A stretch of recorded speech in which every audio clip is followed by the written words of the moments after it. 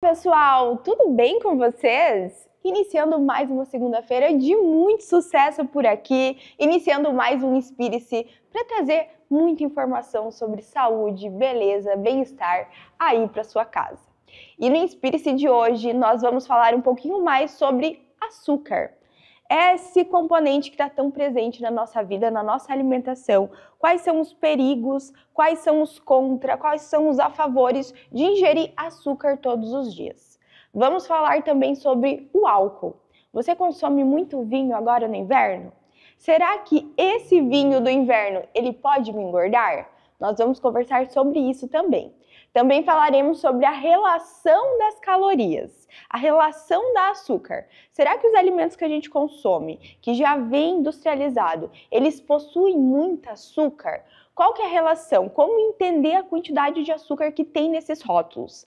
E também o Dr. Breno estará aqui mais uma vez e hoje falaremos sobre acne. Muitas pessoas têm acne hoje em dia, mas ele falará um pouquinho mais sobre o tratamento dessa patologia tão comum em consultório. Vamos lá? Vamos conferir tudo isso?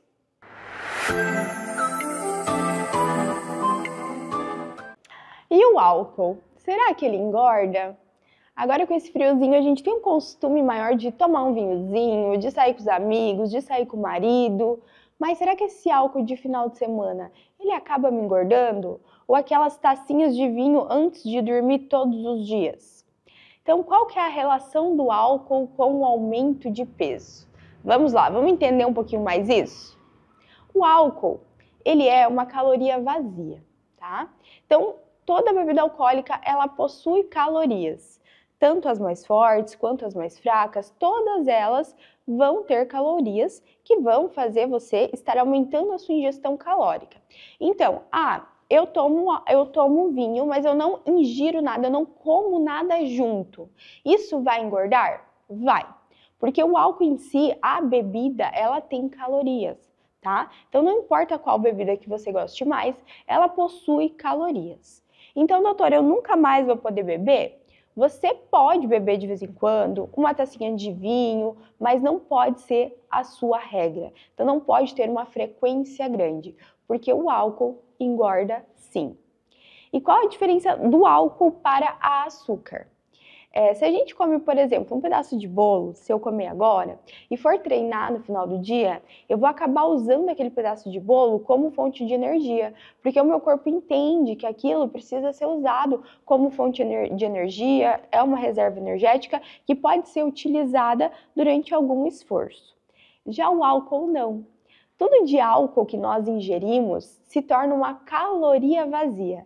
Nós consumimos ele e o corpo entende que precisa armazenar, ele simplesmente transforma aquele álcool dentro do organismo em açúcar e vai lá e armazena. Então nós não usamos álcool como fonte de energia. Então isso nos prova que o álcool sim, ele engorda, ele faz com que a gente acumule mais gordura localizada, principalmente na região de abdômen. E se você está em busca de um emagrecimento, principalmente um emagrecimento saudável, você precisa evitar bebida alcoólica. Tá? Não é porque você está só ingerindo uma taça de vinho, não é porque só está ingerindo uma cerveja que aquilo lá é pouca caloria, tá? Não é porque você não está comendo nada junto que você está ingerindo pouca caloria. O álcool, ele realmente engorda, e se você está em busca de um processo de emagrecimento, de um processo de remodelamento corporal, de eliminação de gordura localizada, de reserva energética, você precisa evitar todos os tipos de bebida alcoólica, desde cerveja até vinho, até champanhe, até enfim, tudo que você costuma beber, consumir de bebida alcoólica. Tá? Claro que se em algum final de semana você tiver o aniversário de alguém, se você tiver um momento especial, não tem problema você ingerir uma tacinha de vinho, ingerir uma tacinha de espumante, mas aquela regra do todo dia, ela não pode existir se o seu objetivo é remodelamento corporal. O álcool, além de tudo isso, além dessa questão da caloria, ele também muda algumas questões internas do funcionamento do nosso organismo. Ele muda algumas questões fisiológicas, metabólicas, ele faz com que a gente secrete alguns hormônios a mais, faz com que a gente também diminua a secreção de alguns outros hormônios que são naturais do nosso organismo. Então, quem está em busca de uma melhora no bem-estar, melhora da saúde, é necessário que a gente, por um período de tempo, evite o álcool. E use ele apenas em momentos sociais realmente, em festas, em momentos comemorativos, porque álcool todo dia se torna uma doença e também leva a muitas consequências não só físicas, mas também mentais, também internas do funcionamento do nosso organismo. Então, vamos tentar se cuidar, lembrando que os cuidados eles começam no inverno, o corpo do verão ele é conquistado agora no inverno, e se a sua busca é o emagrecimento e remodelamento, começa tirando aquela tacinha de vinho, começa tirando aquela cervejinha no final de semana, que você já vai notar uma diferença grande no funcionamento do seu corpo e também na tua aparência física, reduzindo inchaços, gordura, melhorando a disposição e afins. E daqui a pouquinho eu tô de volta e a gente vai falar um pouquinho mais, então, sobre açúcar.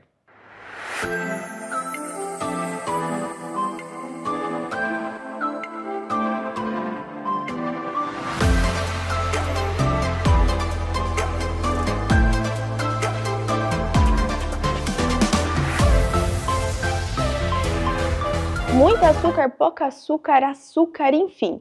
Vamos entender qual a relação da açúcar com os alimentos, se os alimentos que no rótulo se dizem ter pouco açúcar, se realmente eles têm pouco açúcar. Vamos entender isso um pouquinho mais?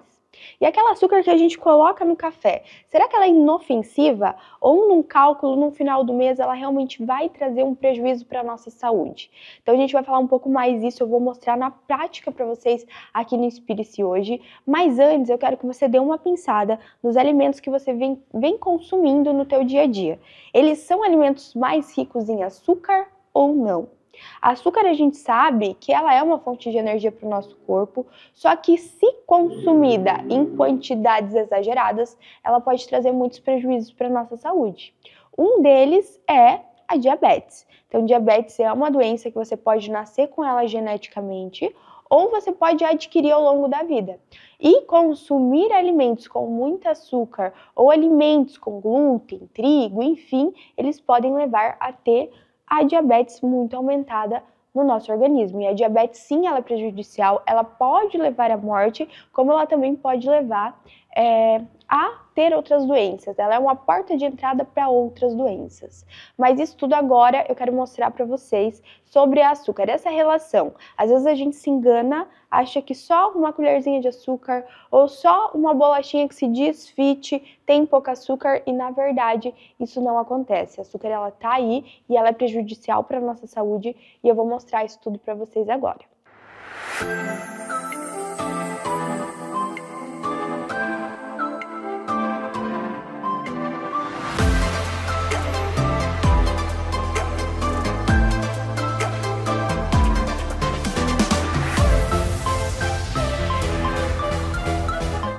Tenho aqui comigo agora alguns alimentos que quase sempre tem na mesa dos brasileiros.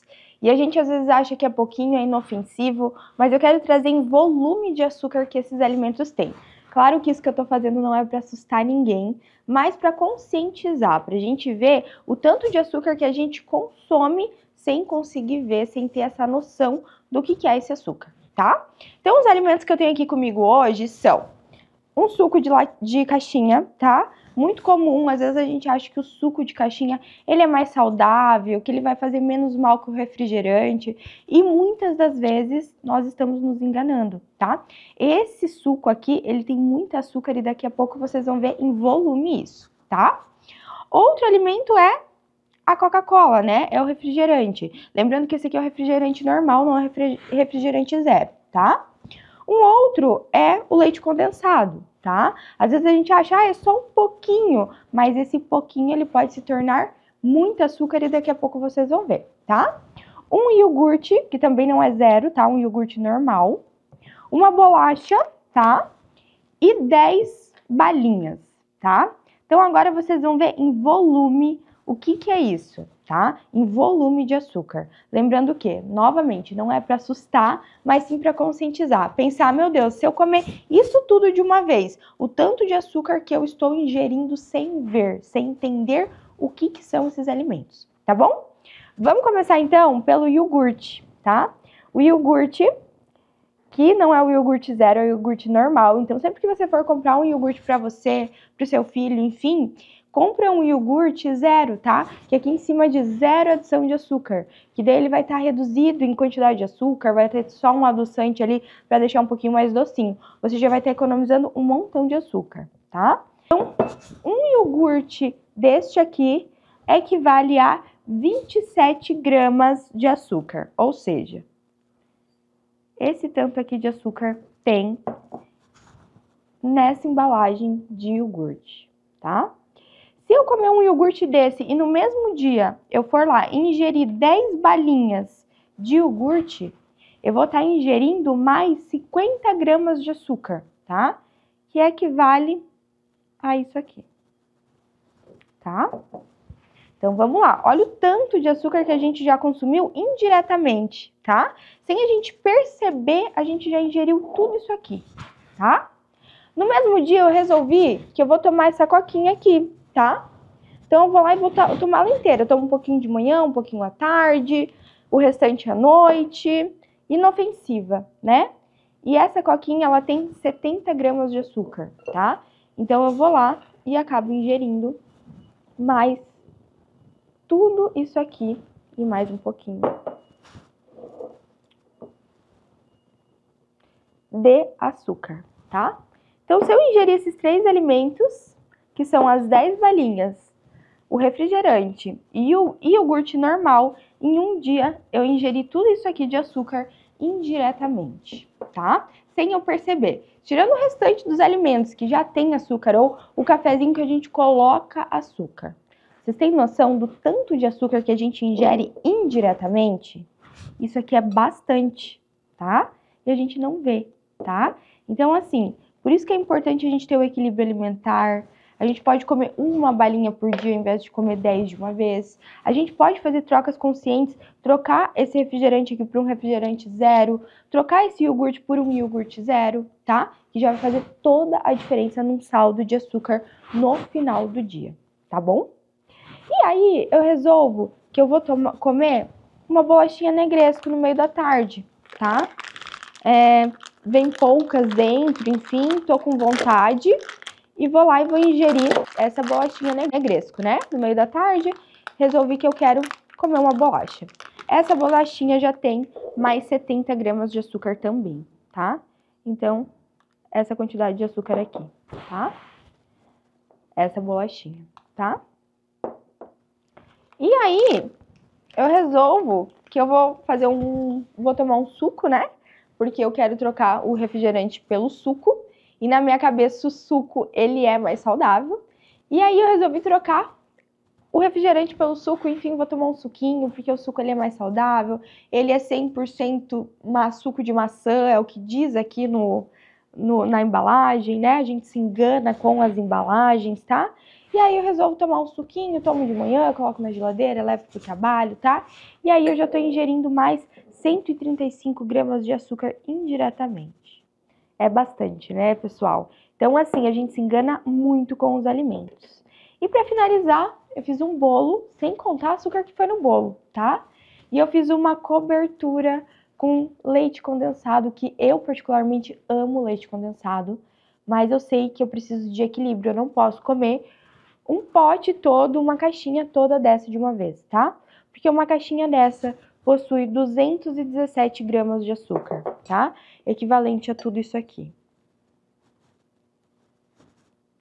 E no saldo, no final do meu dia, comendo apenas 6 alimentos, ingerindo 2 líquidos e 4 sólidos, eu ingeri tudo isso aqui de açúcar. Um açúcar que eu poderia ter ingerido diluidamente durante um mês, tá?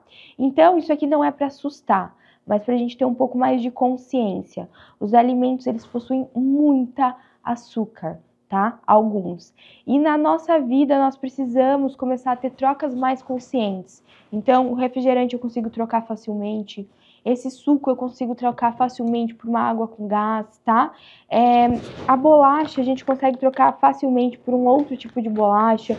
O iogurte é só optar por um iogurte que seja zero açúcar, tá? Então, a gente precisa fazer trocas conscientes, ter equilíbrio alimentar, tá? Porque isso aqui parece em volume, parece tão pouquinho, mas quando a gente vai olhar um saldo, o saldo de açúcar, ele é muito grande, tá? Então, eu tô trazendo isso hoje para vocês, para conscientizar, para trazer essa visão para vocês e entender um pouco mais sobre os alimentos e sobre não só o volume que eles têm, mas o que contém dentro desse volume, tá bom?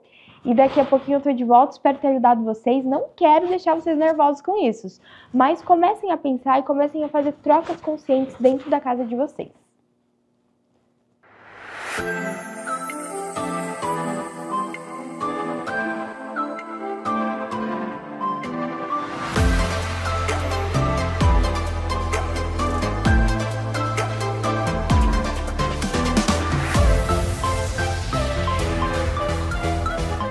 E hoje eu tô aqui com o Dr. Breno mais uma vez. Doutor, é um prazer ter você aqui. O prazer é todo meu. Mais uma vez no Inspire-se, trazendo muito conteúdo de qualidade sobre a dermatologia, sobre a imunodermatologia.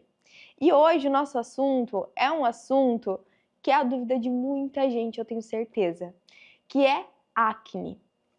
Então, para começar, doutor, explica pra gente um pouco mais o que é a acne, né? A gente sabe que muitos adolescentes sofrem com acne, pessoas na vida adulta, mas explica um pouco melhor o que é ela. Perfeito. A acne é uma doença inflamatória onde as pessoas têm lesões de pele de uma certa de várias questões, né? Desde pequenas pustulazinhas, né? Aqueles pontinhos amarelados, até nódulos. Então, são lesões inflamatórias que têm um componente hormonal claro. A captação androgênica, a captação dos hormônios masculinos.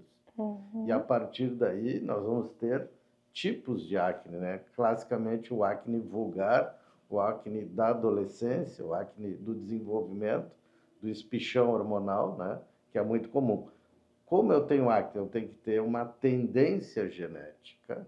Nem todo mundo tem acne, porque eu tenho que ter receptor para captar esse hormônio na minha glândula sebácea e essa glândula sebácea inflamar. E a partir daí, com essa inflamação, eu vou produzir secreções que vão para a pele e bactérias na pele, principalmente, vão produzir esse processo inflamatório, né? Então, acne existe. Por que eu tenho acne e o meu irmão não tem acne? Genética, eu tenho que ter receptor do hormônio que vai fazer com que se desenvolva. Por isso nós temos essas diferenças, né? Medicações, o acne medicamentoso, o acne da mulher adulta, o acne do adulto, né? O acne de medicações como os anabolizantes. Eu posso ter o acne neonatal, que é as espinhas no neném. Então, existem vários padrões. E a partir daí, há uma diferença de graus de intensidade que traz muito constrangimento. É até sobre isso que eu queria te perguntar, doutor. Muito se fala na internet sobre graus, né? Que tá um grau mais baixo, um grau mais alto. Isso realmente existe na avaliação da acne? Sem dúvida, e é fundamental para o tratamento. O que nós queremos evitar? O constrangimento e as lesões cicatriciais, né? Se eu tenho um acne grau 1, eu posso usar normalmente a visão americana de grau 1 a 4. Eu tenho pequenas lesões, comedores, são os cravinhos, né? Até um acne nódulo cístico, um acne de nódulos, de inflamações, de furúnculos, né? Que seria o grau 4. Claro que nós temos o manejo diferente de um acne grau 1, onde nós vamos manejar os cravinhos, né? Os comedões, até um acne grau 4, que tem o risco de deixar cicatrizes, inflamações, e aí a necessidade de medicações. Essa intensidade, essa agressividade vai nos indicar alguns medicamentos mais modernos, mais eficientes. E a diferença onde existe, no caso da mulher, usar antiandrogênicos, né? Medicações anti-hormonais, que no homem é mais complicado, né? Mas nas mulheres existe, principalmente no acne da mulher adulta, utilização de bloqueadores hormonais, bloqueadores androgênicos, que vão ser muito efetivos. Existem algumas condutas de uso de flutamida, né, de espironolactona, que são medicações anti-hormonais, né? E existe até o caso nos acnes mais graves, a gente pode discutir sobre a isotretinoína, o Acton, a Amalfi, existem várias marcas, né? A intensidade nos indica a base do tratamento. Eu tenho um quadro de pequenos cravinhos, eu vou usar produtos tópicos, né? Cremes, géis de uso tópico, o cuidado, claro, com a limpeza, né? O uso de sabonetes, evitar o acne cosmético, que é um ponto muito importante, né? A utilização de produtos que podem mascarar, entupir os poros e, a partir daí, se produzir acne por uso de cosméticos mais oleosos, em pacientes com pele mais oleosa. Então, essa relação do acne local, né? De utilização de produtos inadequados. Até um acne mais profundo, né? Onde há necessidade de medicações mais efetivas. Então, se eu tenho uma alteração hormonal, eu vou ter que regular essa alteração hormonal, né? Que isso tem a relação direta com os hormônios masculinos, né? Ou até casos mais graves, né? Mais nódulos císticos, um grau mais alto, a necessidade de medicações específicas, que são os retinóides. E, doutor, a região que sai a acne, por exemplo, tem pessoas que têm mais na região da mandíbula, tem pessoas que têm mais nas costas, tem pessoas que têm mais na testa. Isso também é um indicativo de alguma coisa, ou que a acne está ali por determinado motivo ou não? Existe sim. Então, nós temos uma característica, o acne mentoniano é tipicamente hormonal. Isso se vê no acne da mulher adulta. Então, nós temos os acnes de tronco, né? Profundos no colo, nas costas. Isso tem um perfil de um acne mais nódulo cístico ou de medicações, né? Existe a questão da exposição ao sol, até fazendo o acne, que é muito comum nas pessoas claras, o acne solar, né? Vai para a praia, não se cuida, há um torrão, e a partir daí se vê muito isso em pessoas do norte, né? Do frio, né? Principalmente suecos, que vão para as praias, principalmente de Portugal, e se enche de acne por exposição ao sol, por viver em lugares com menos sol, né? Isso é um ponto importante. E então, a localização nos faz pensar em medicações, em tipos diferentes, né? Que é um ponto importante. Legal. E muito se fala sobre o Rocutan, né? Tem gente que fala bem, tem gente que fala mal, tem gente que fala que não... Enfim, se diz muito, só que a gente sabe que hoje é um bom medicamento. Muita gente às vezes quer tomar e não é indicação para tomar também. Doutor, o que você diz sobre essa medicação? Ela realmente é efetiva? Ela é um tratamento legal para acne? Tem a indicação certa? Tira essa dúvida para nós. Bom, a isotretinoína, né, que é o Rocutan, e hoje existem várias marcas, né, Ison, Amalfi, é um retinóide. O que ele faz? Ele atrofia, além de várias questões, a glândula sebácea, fazendo um efeito mais curativo. A questão do uso da isotretinoína, claro que existe a necessidade de ter um acne mais agressivo, com um grau mais alto. Mas hoje, né, é uma medicação muito segura. O que se faz muito e mudou um pouco a visão é de não se usar tanto a dose mais alta. Então, se usa uma dose mais baixa e progressiva, fazendo que com o tempo maior, haja menos efeitos colaterais, né? Isso é uma coisa muito importante. Então, existe uma visão americana hoje de uso cumulativo. Então, pequenas doses, né? 3, 4 comprimidos, 2 comprimidos por semana, a longo prazo, e a partir daí com efetividade. E muito interessante que diminui risco de cicatrizes, né? Às vezes, o acne mais agressivo, a necessidade de usar a isotretinoína em doses mais altas, formar lesões cicatriciais. E essas cicatrizes, né, ou elevadas ou cicatrizes, né, mais para baixo, mais deprimidas, produzir toda uma necessidade posterior. E hoje se usa a isotretinoína para o envelhecimento também. Muito se usa em Nova York. As mulheres, pequenas doses de 20 a 40 miligramas, 1 a 2 comprimidos a longo prazo para a produção de colágeno. Legal. Então, parece ser muito interessante. A grande questão é a monitorização e hoje doses menores e mais prolongadas diminuem muito os efeitos indesejados. Legal. Doutor, foi um prazer ter você aqui mais uma vez. Um assunto tão interessante, tão incrível que é a acne. E algo tão comum, né? No dia a dia, enfim, na clínica, a gente vê muitas pessoas que têm acne, não trata, ficam com muitas cicatrizes também, né? E a gente vai deixar aqui na tela o Instagram do doutor, também o contato para quem quiser entrar em contato, quem já tem acne e quer tratar, para vir até Balneário, Itajaí e se consultar com o Dr. Breno e conseguir tratar essa causa e melhorar muito a autoestima, né, a qualidade de vida. Doutor, muito obrigada. Obrigado, prazer. Foi um prazer ter você aqui mais uma vez. Muito obrigado. E daqui a pouquinho a gente está de volta.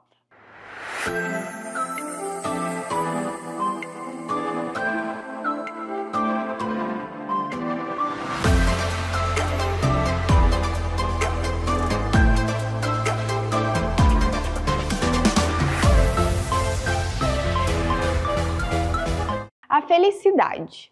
Nós buscamos diariamente pela felicidade. Todo mundo quer ser feliz, buscar algo, um trabalho, uma família, uma pessoa, alguém para trazer a felicidade.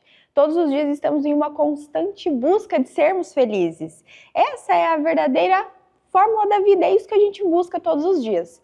Só que às vezes não entendemos que para existir a felicidade precisa sim existir os obstáculos, precisa existir os dias ruins também, precisa existir todos os desafios diários. E nós precisamos aprender a lidar e aprender a entender que esses momentos não tão bons, eles também são necessários no nosso dia a dia. Então a gente busca que tudo sempre esteja linear, mas a vida não é linear. Às vezes vai acontecer coisas que vai nos levar lá em cima com êxtase de felicidade, tem coisas que vai nos desapontar e vai nos trazer um pouquinho mais para baixo, vai nos deixar um pouquinho mais reclusos, não vai nos deixar tão bem. Depois, outros momentos da vida a gente vai estar mediano, nem com tanto êxtase, nem tão para baixo, a gente vai estar no meio. Tem outros momentos que a gente vai estar num auge de felicidade e vai ser um auge de felicidade contínua.